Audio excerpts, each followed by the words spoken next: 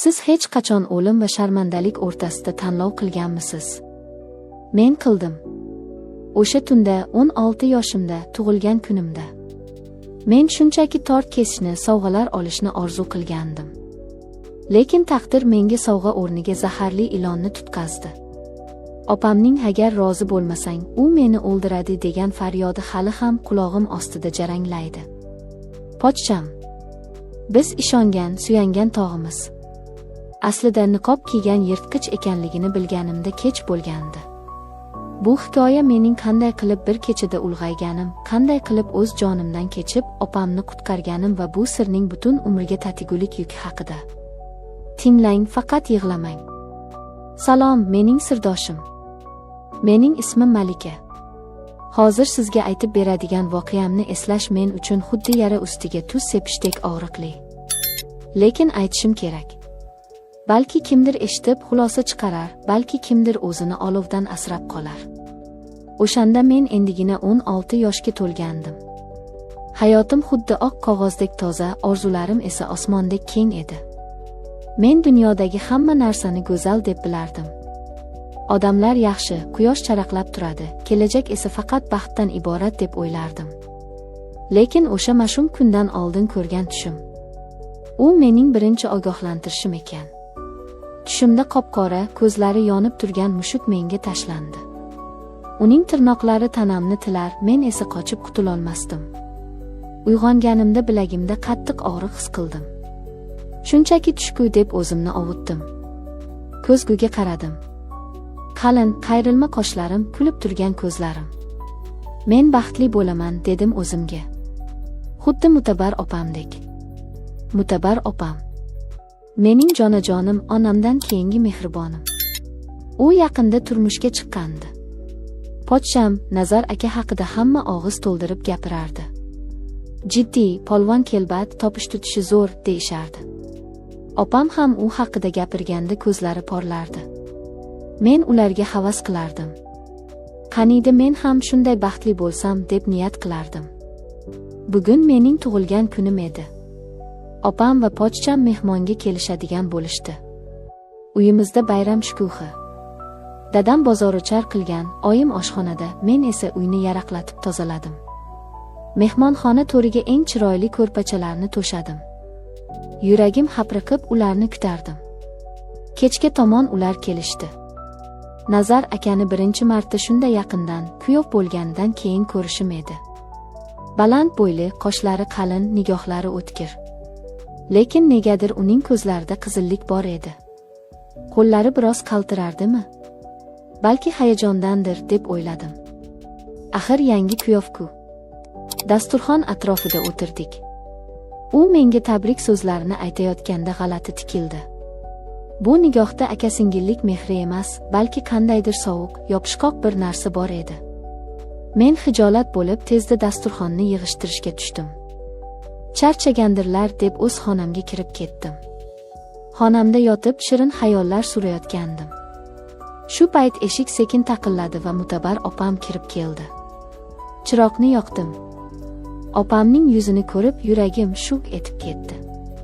Boyagi quvnoq, baxtli kelinchakdan asar ham yo'q edi. Ko'zlari qip-qizil, qovoqlari shishgan, lablari titrardi. "Opa, nima bo'ldi? Tinchlikmi?" deb so'radim o'rnimdan sapchib turib. U javob bermadi. Karavotimning chetiga omonatgina o'tirdi. Yuzini qo'llari bilan to'sib, yelkalari silkinib yig'lay boshladi. Men uning oldiga cho'k tushdim. "Ayting, nima bo'ldi? Pochcham xafa qildimi? Yoki mazangiz yo'qmi?" Opam boshini ko'tardi. Uning ko'zlarida shunday dahshatli qo'rquv va chorasizlik bor ediki, men muzlab qoldim. "Malika, singiljonim", dedi u bo'g'ilib. "Pochchang, u odam emas ekan." Men tushunmadim. "Nima deganingiz bu? Tushuntiribroq gapiring." U narkoman ekan", dedi opam shivirlab. "Nashavand ekan. Hozir ham chekib olgan. O'zida emas." Bu so'zlar boshimga chaqmoqdek urildi. Nashavand. Bizning ideal kuyovimiz. Voy, endi nima qilamiz? Dadamga aytaylik, haydab yuborsin, dedim jahl bilan. Yo'q. Jim bo'l. Opam qo'limdan mahkam ushladi. Agar bilsa, agar hozir janjal ko'tarsang, u hammamizni o'ldiradi. U pichoq olib kelgan. U hozir vahshiyga aylangan. Lekin bu hali hammasi emas ekan. Opamning aytadigan keyingi gapi meni tiriklayin go'rga tiqdi. U ko'zlarimga tikilib yutindi. Malika. U seni so'rayapti, dedi zo'rg'a. Men qulog'imga ishonmadim. Nima? Tushunmadim. Pochchang. Bu kecha Malika biz bilan yotsin, deyapti, dedi opam va dodlab yubordi. Agar rozi bo'lmasang, singlingni olib kirmasang, seni o'ldiraman, so'yib tashlayman, dedi. U mast, u giyohvand. U nima qilayotganini bilmaydi. Men o'tirgan joyimda toshga aylandim. Dunyo to'xtab qoldi. Xonadagi havo yetishmay qoldi. Mening pochsham, opamning eri, men aka deb bilgan inson. Meni, opa, siz nima deyapsiz? Men qiz bolaman-ku. Men endi 16 daman. Qanaqasiga? Siz qanday qilib bu gapni menga ayta olasiz, deb baqirib yubordim. Opam oyog'imga yiqildi. Bilaman, jonim, bilaman. Men o'lay. Yer yorilsa-yu kirib ketay. Lekin u meni o'ldirmoqchi. Pichoqni bo'g'zimga tiradi. G'olib kelmasang, ikkovingni ham so'yaman, dedi. Men qo'rqyapman, Malika, jonimdan qo'rqyapman. O'sha lahzada men opamni tanimadim. U mening himoyachim, mening g'ururim edi. Endi esa u o'z joni uchun meni, o'z singlisini qurbonlikka keltirmoqchi bo'lyaptimi? Nafrat, jirkanish va cheksiz alam bo'g'zimga tiqildi. Chiqib keting, dedim past ovozda. Yo'qoling. Men hozir dadamni chaqiraman. Hammaga aytaman. O'sha iflosni qamattiraman. Men eshik tomon intildim. Opam yo'limni to'sdi. Uning ko'zlarida telbalik bor edi. Qilma. Unday qilma. Dadamning yuragi yomon, ko'tara olmaydi. Onam o'lib qoladi.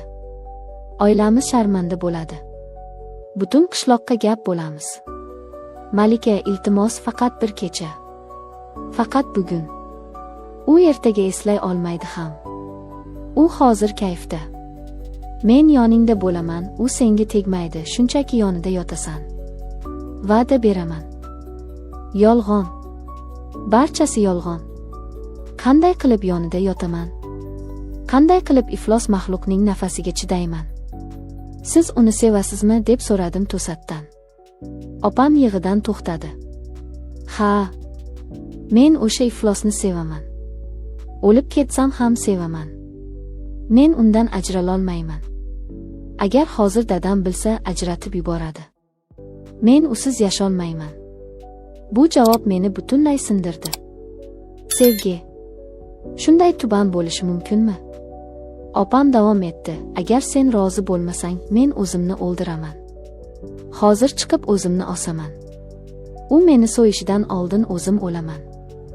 Sening vijdoning qiynalib o'tadi. Men tanlov qarshisida qoldim. Bir tomonda mening nomusim, qiz bolalik g'ururim, kelajagim. Ikkinchi tomonda opamning hayoti, oilamizning tinchligi, ota-onamning salomatligi. Agar hozir baqirsam, qon to'kiladi. Balki dadam o'lar, balki opam. Agar rozi bo'lsam, men o'laman. Jismonan emas, ruhan o'laman. Vaqt o'tib borardi. Mehmonxonadan Nazar akaning g'azabli ovozi eshitildi. Mutabar.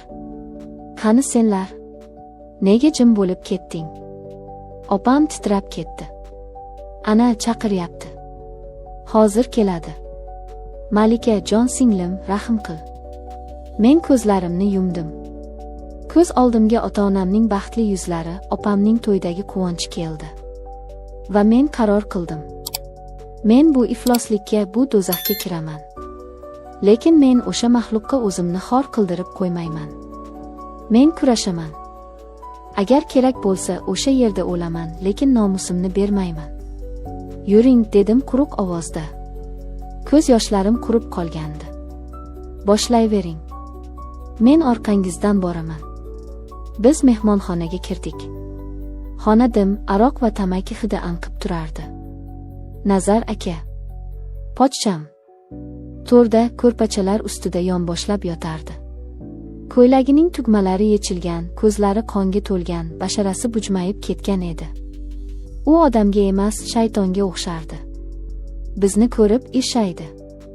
Jirkanch sovuq tabassum. Keldinglarmi, go'zallarim? Dedi u tili aylanmay. Malika, kel yonimga o'tir. Bugun sening bayraming-ku. Biz nishonlaymiz. Opam burchakka qisilib oldi. Men to'g'ri uning qarshisiga borib turdim. Qo'rquv yo'q edi. Faqat nafrat. Nima xohlaysiz, dedim tik qarab.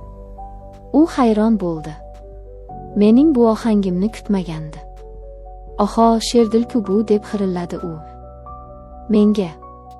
Menga mehr kerak.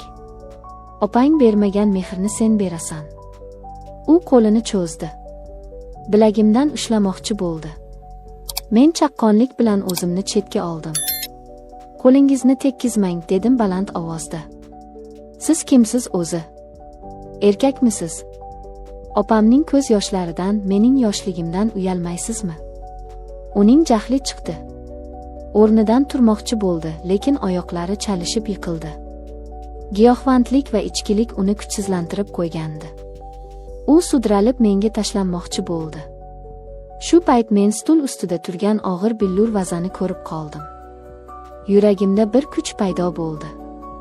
Bu o'zini himoya qilish instinkti edi. Men vazani qo'limga oldim. Yaqinlashmang, deb baqirdim. Bir qadam bossangiz, boshingizni yoraman. O'lib ketsam ham sizga tekkizmayman.